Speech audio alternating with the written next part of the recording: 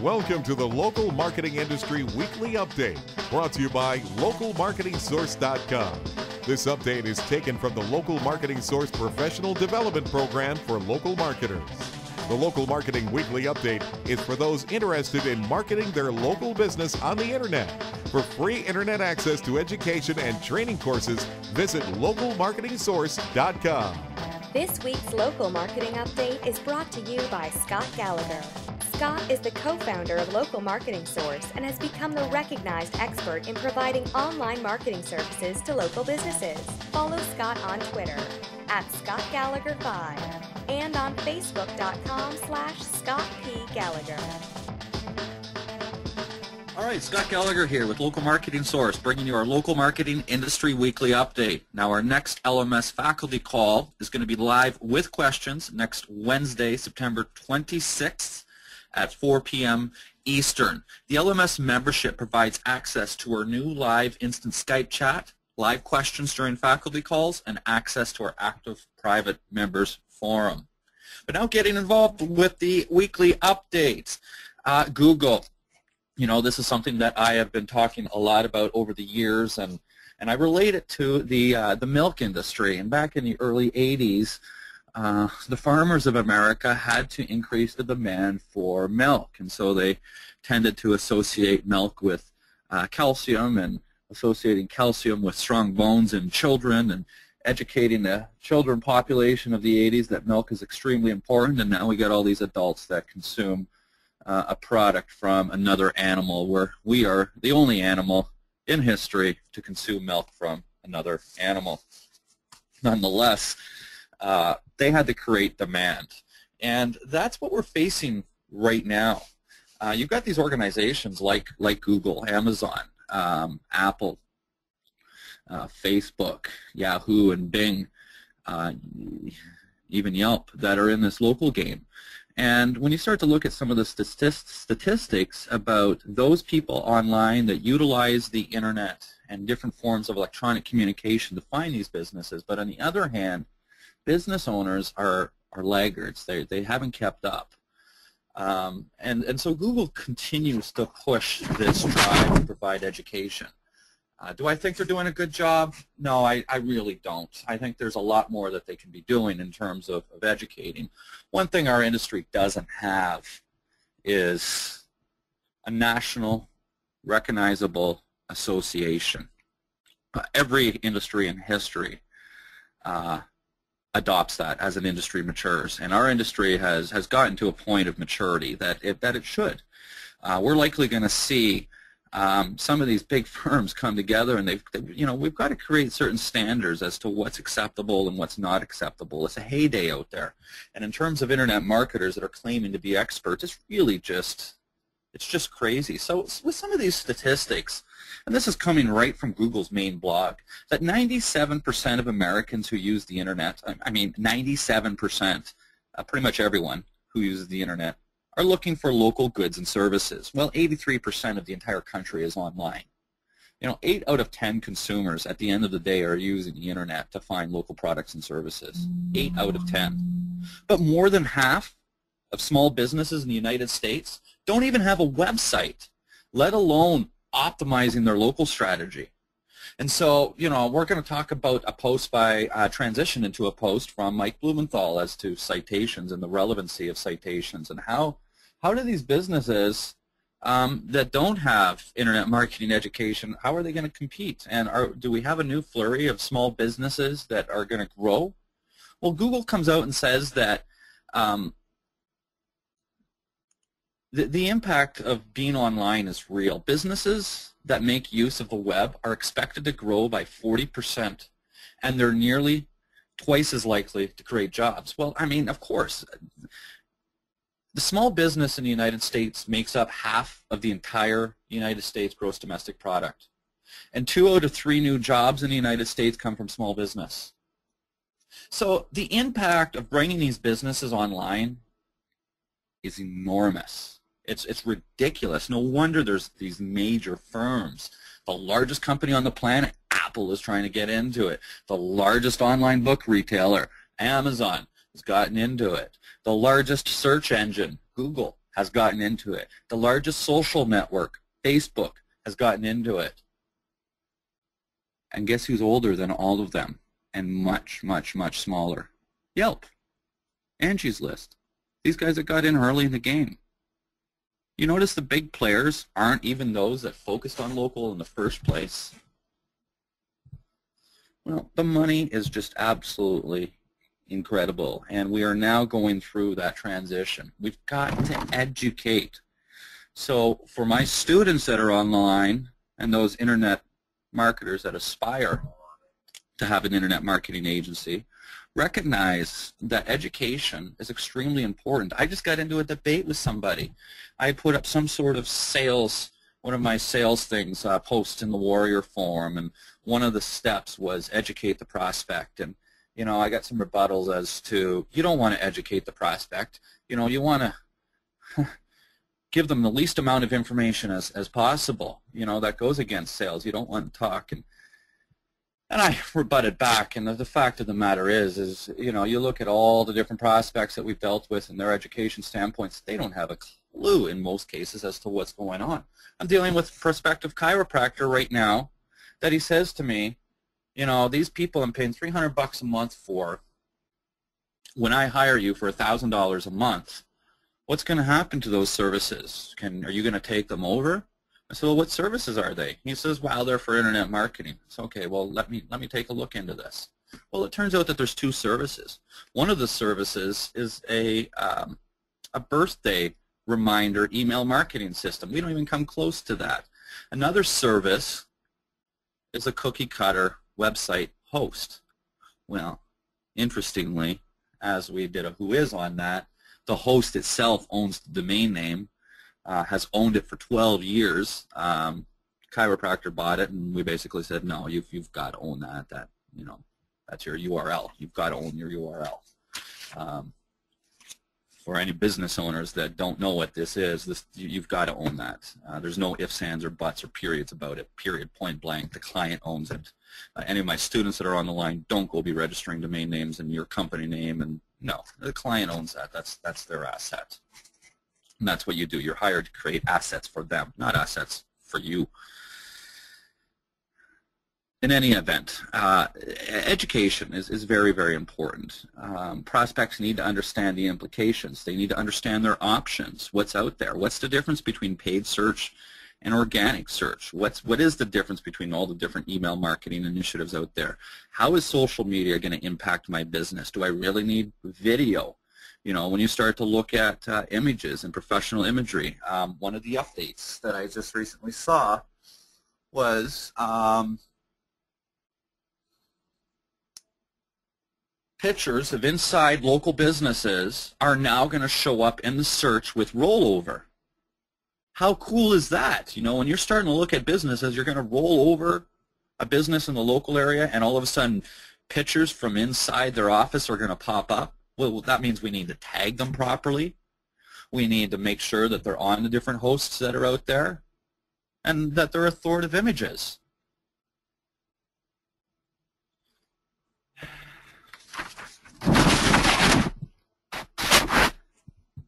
If Google is spending all this time and money into trying to educate an entire industry and millions of businesses internationally, it's a pretty strong argument that education is pretty important. They're internet marketers too. They're trying to sell paid search. We're no different. We're trying to sell organic search. We need to educate our prospects.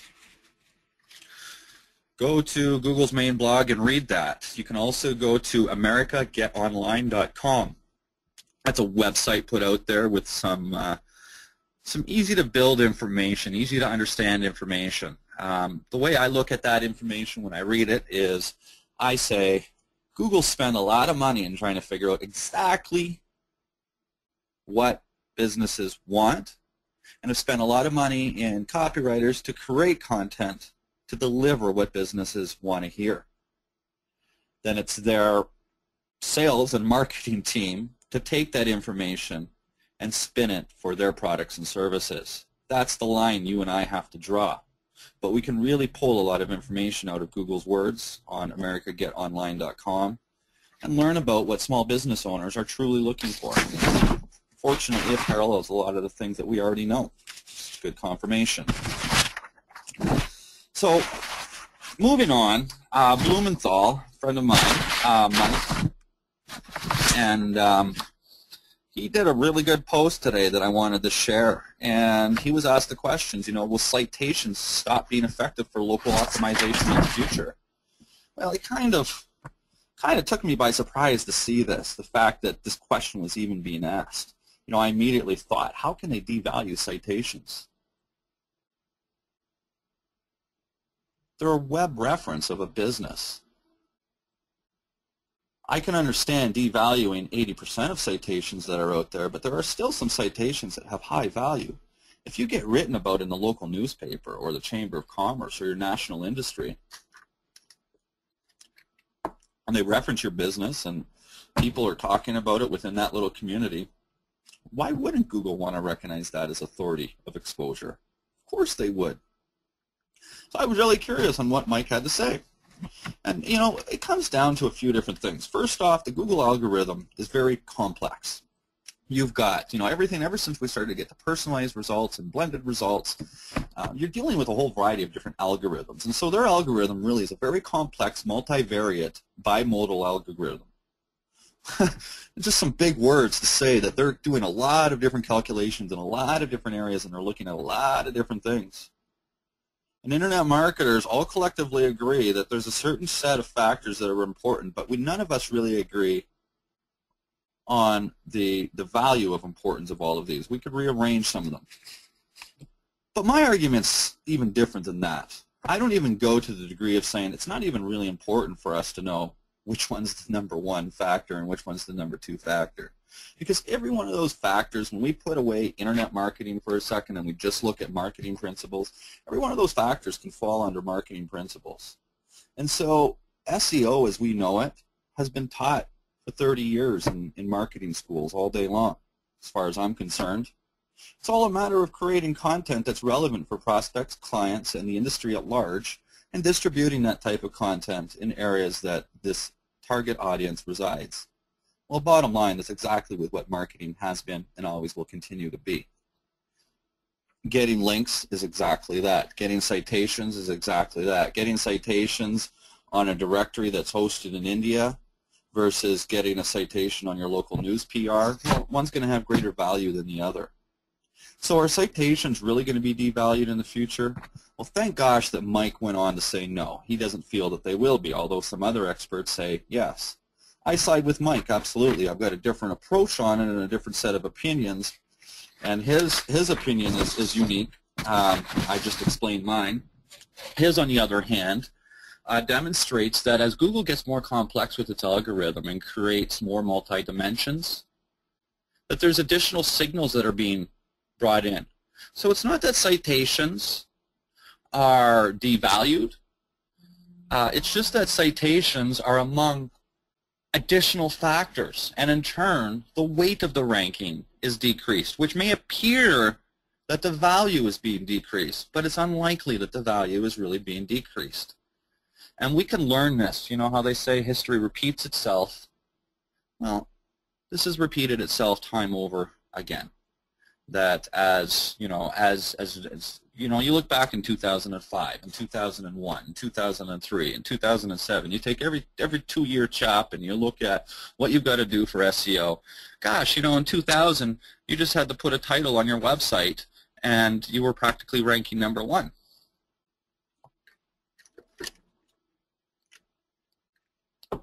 Well, now Google says that there's over 10,000 factors involved.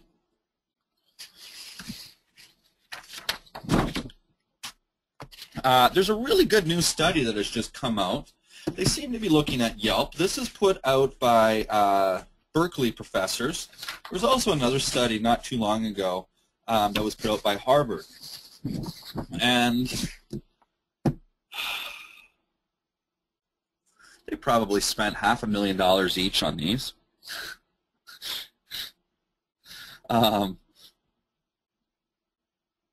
But the study basically tells us that having a positive effect on Yelp has a positive effect on a business. Well, duh. I mean, okay, this is statistical proof. But us as marketers have to have some intuitive evidence as well. If customers are finding you, basically they're saying for those businesses that have 5 stars, they're going to get more business from Yelp than those that have 4 stars or 3 stars. What was kind of neat is they provided some correlation to actual star ratings. And they say that a business is going to do 19% better for every half star that they get. 20% more business for every half star. So reviews are pretty important. Well, SEOers argue that they're really not. I'm not that SEOer that does. Yeah, does a positive review influence rankings? Probably shouldn't. Unless a company has a whole bunch of negative reviews, Google doesn't really want to show that, I wouldn't think. But it dramatically improves conversion. And so what? You're hired to get them #1 Google. Should you be concerned about conversion at all? If you've done your job. If you get them #1, you've done your job, right? Well, you can handle that how you want. The internet marketing equation's got 2 sides to it: qualified traffic plus conversion. And as you're learning about conversion, it's as important, if not more important, of optimizing conversion. How you position that as a service, well, that's up to you.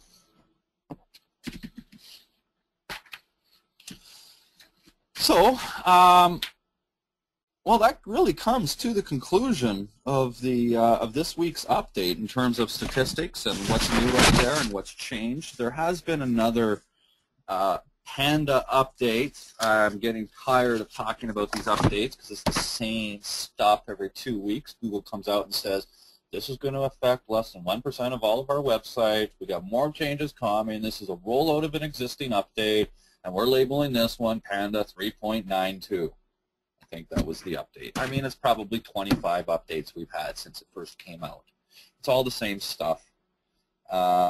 One interesting statistic that I did hear, I don't have in my notes based off of that, is that 90% of internet marketers have said that since Panda's update, 90% have been negatively affected.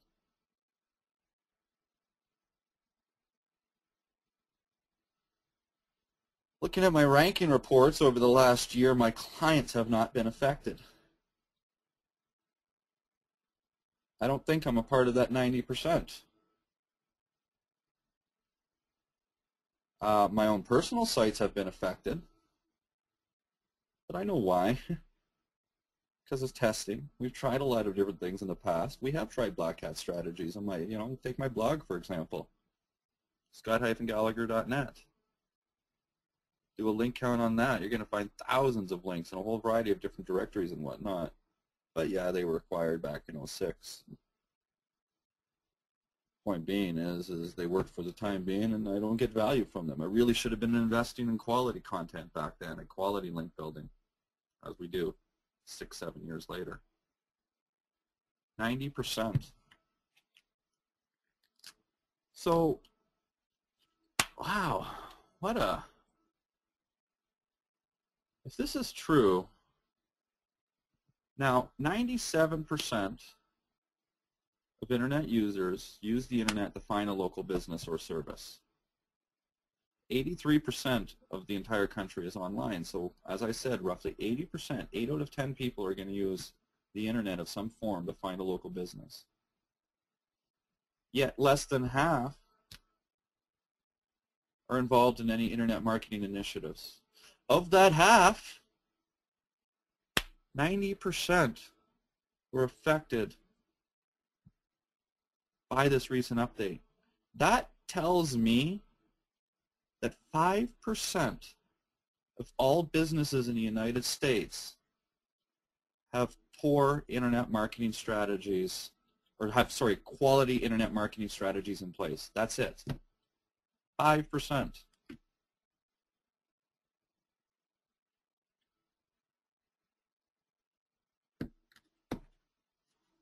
Wow. And you know what? That kind of makes sense a little bit when you start to look at it. You know, you look at chiropractic competitiveness or career, whatever industry you're in, and how many players are in that industry in a big area, and the top 2 or 3 are the ones that are really deploying good internet marketing strategies. That statistic is huge. And that should help people get on board with you pretty quick. In any event, on that note, this is the conclusion of the weekly update. Now I'm going to open the floor to some questions. And it's nice to see that we've got some students that have shown up on the call a little bit late. Our attendance, as we know, I keep complaining to you guys. You guys have spent good money to get a part of this program. You get involved. I like to see that. I like to see people that come back and are continually involved in these calls or downloading it. Those of you that hop in here and there, you've got to have some questions. And, you know, there's no questions that are really stupid questions, as they say. We've been through it. I've been through it. I've thought it through. All of our students have thought it through. But one thing I do have is an announcement. This is an unofficial announcement, and this is going to be able to help you guys on the fly and during the week. We are launching what we call a Skype call, or I don't even know what we're calling it. I'm telling you what we're calling it. We don't even know what we're calling it. It's a Skype group, and essentially you're going to be able to type a question into Skype any time of day, all day long, and we're going to be monitoring that. We're going to be having it running here and at our head office, and whenever we see questions come up, you know, we'll pop in and answer. You know, I'm going to make sure that myself and my guys and my partner and my team aren't interrupted, but we should be able to commit to, you know, responses within 60 minutes or so. It's going to be exciting. So as our community starts to grow, hopefully that's going to start to further increase our engagement. We keep measuring the performance of our business based off of retention and satisfaction, and our retention is very good. So, and we get really good feedback. We do get the typical negative feedback for these calls as to timing and whatnot, but I know where my students are, and the one student that makes the greatest fuss about time is the one that's in the most difficult position and listens to these calls at obscure hours of the day. But the fact of the matter is he has a lot of merit because he does attend these calls. So we really value that opinion. The point being is nobody else has that excuse, okay? Really want to help you guys out. I see different names coming out and whatnot. I hope you're getting value. How can we further help you guys? What else can we do? On another note for LMS students, I just did a webinar a couple of days ago, or yesterday? Yeah, yesterday. And it was on Jeff Walker's product launch formula. It was a public webinar. We did pitch the product launch formula product at the end. But I'm not asking you guys to go and watch that webinar for that reason. It's I'm a student and a graduate of Walker's program, and I took the PLF system and applied it and built a system into my agency. We're just starting to roll out driving traffic through the system. It's been tested. We've been able to generate with what we want from it. And so any of those businesses that are relatively well established and you've got some clients, I highly recommend that you begin building this infrastructure. Yeah, you're going to get value if you go buy PLF, but you don't need to. I mean, as an LMS student, I'm here for you guys, and albeit all of my content is not included into the course material, you don't have access to that. After that webinar, and if questions start being asked, this is type of content that we are going to get into the portal. That does take time. but I'd like to see you guys starting to execute a product launch sequence for lead generation. It's brilliant. It works really well. Go and watch that webinar and let's see some feedback on that. All right, I'm going to open up the box. I don't have any questions that are typed, and I don't have any hands that are up.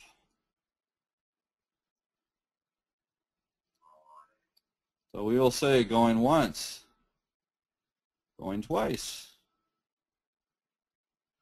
All right, guys, I hope there was a little bit of value. I hope I do get some questions regarding, oh, what's that, Joey?